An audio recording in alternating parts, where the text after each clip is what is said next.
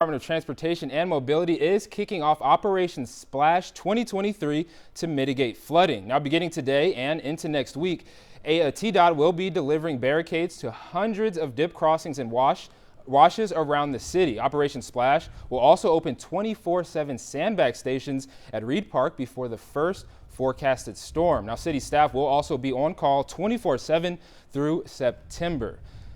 Now, the city says construction at the Finger Rock Wash will also take longer than expected. That is because deteriorating water mains and valves need to be relocated and replaced.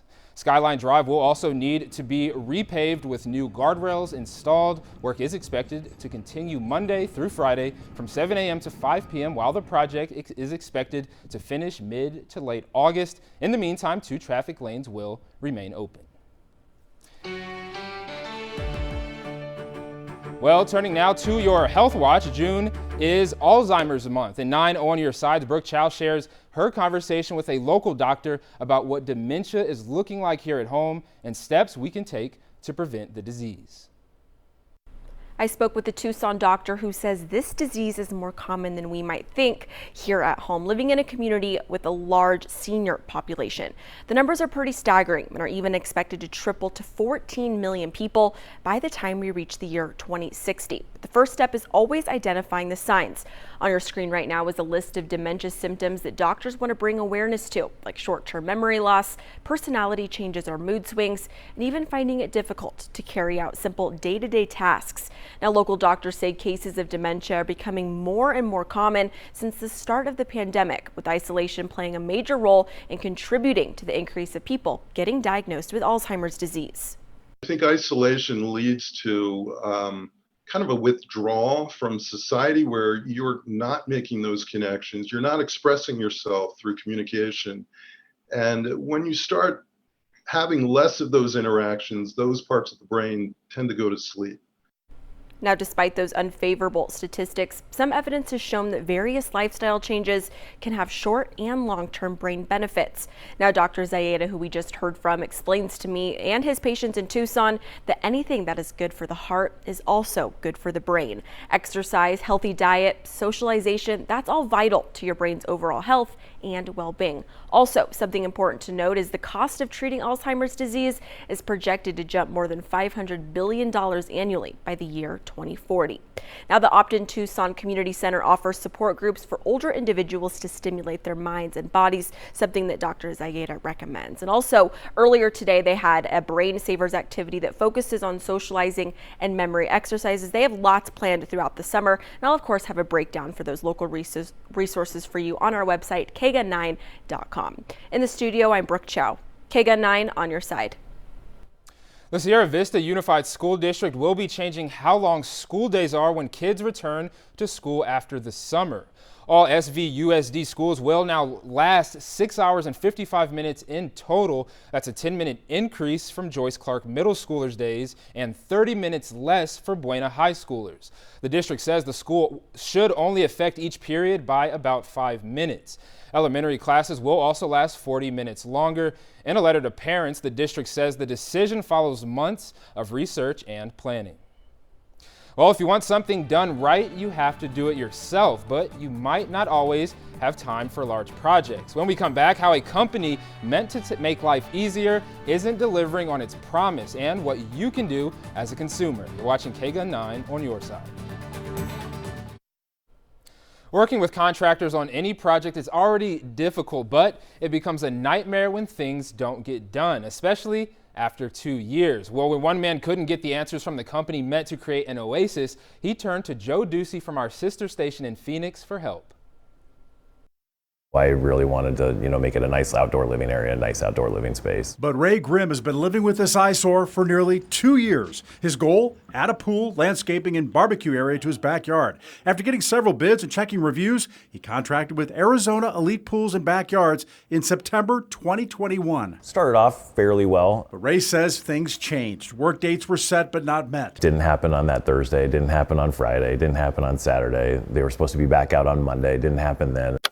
He went back online. Nearly all the company's recent Yelp reviews were now negative. Ray says he didn't want to be using other pools. He wanted to use the pool he paid for. So he says he met with one of the company's heads, Brandon Cotter, who admitted they were having some money issues. Would I be willing to buy some of the materials? So Ray bought materials like pavers using his own money. He also took some landscaping off the contract, hoping to get the job done. All the hard stuff is done. Ray estimates he's about $125,000 in, but when progress didn't pick up, he let me know. I went to the address the company lists on their contract, but we were told they don't do business there. So I called Brandon Cotter myself. It's Joe Ducey with ABC 15 in Phoenix. He told me the company's going out of business, blaming inflation. Where does that leave Ray? Cotter says they'll complete the pool. Ray's heard it before. He filed a complaint with the Register of Contractors. According to the ROC, they've got 14 complaints filed against the company this year, 11 from consumers, 3 from other subcontractors or contractors for non-payment.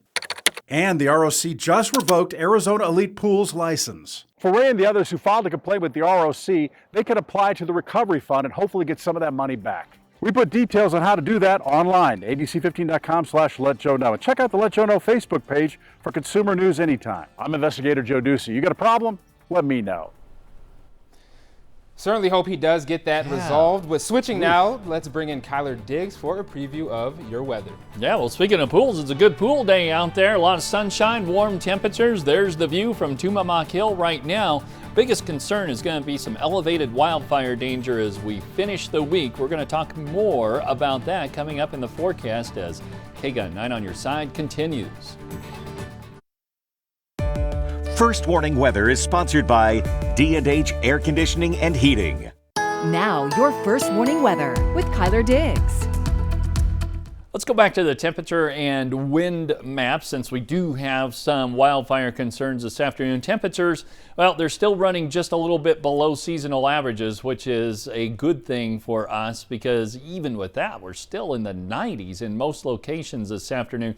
91 in Sierra Vista, 91 in Tombstone. We're at 97 degrees in Tucson as we zoom into the neighborhoods and around Tucson.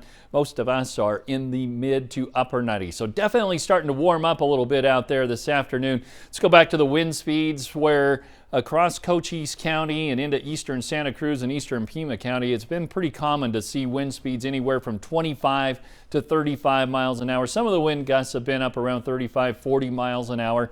They will settle down once the sun goes down. The problem is we're looking at some gusty wind staying with us as we go into the end of the week. Wind speeds right now in and around Tucson, most of us are experiencing wind speeds about 9 to 16 miles an hour, a little bit gustier there near the foothills.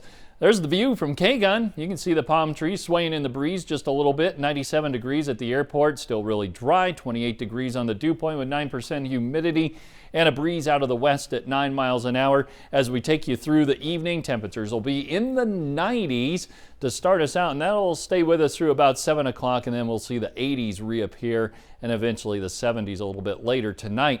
A lot of thunderstorm activity over the southeast, some thunderstorms to our north, but all of that is staying to the north because we still have that strong west-southwest flow right over the top of us. So even though monsoon officially begins tomorrow, we are still going to have to wait our turn to get any of those showers and thunderstorms in here. We will see a few high clouds, but our biggest concern is going to be the wind as we go into Thursday afternoon and Friday. It looks like right now Friday will be bringing a little bit stronger wind than Thursday, particularly to the east and southeast of Tucson. And that wind speed will be around 25 to 30 miles an hour. And again, some of the wind gusts could be up around 40 miles an hour. Overnight tonight, we'll see temperatures dropping into the 50s and 60s for most of us. That does include the Tucson metro area. And you're going to notice some triple-digit heat showing up on the map tomorrow, particularly to the northwest of Tucson. I think we'll still be pretty close to 100 there in Phoenix and Gila Bend.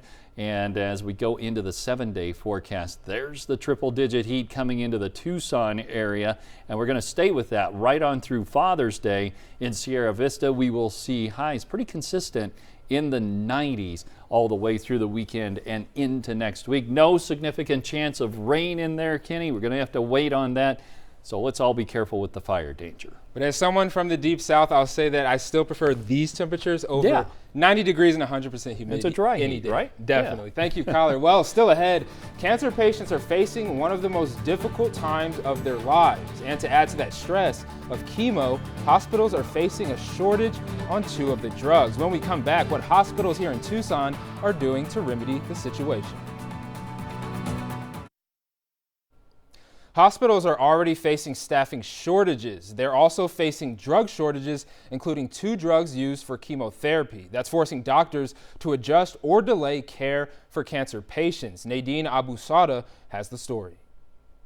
It is a haven for people who have been touched by cancer. A cancer diagnosis is something no one wants to receive. The hospital saved my life. The gathering place saved my soul. Wow. That is what we're all about. At the gathering place, they help ease that pain that the CEO, Michelle Serenian, knows all too well. When my daughter, who was 4 years old at the time, was diagnosed with a very rare form of cancer. Her daughter was given a 20% chance to live, but thanks to the doctors at Rainbow Babies and Children's Hospital, along with the treatments she received, here she is, more than 20 years